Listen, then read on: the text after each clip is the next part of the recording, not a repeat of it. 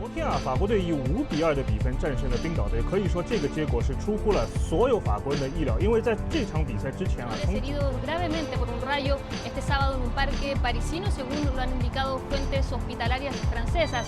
Las otras 10 víctimas, en su mayoría menores, siguen at all.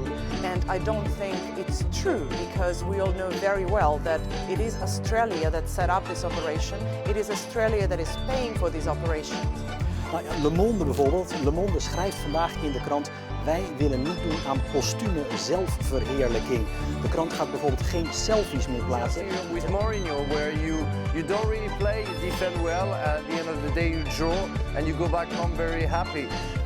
It's going to be a big battle. A right shooter, a xenophobic shooter, somebody who hated foreigners, who wanted to kill effing Turks. That fits into the ISIS playbook as well.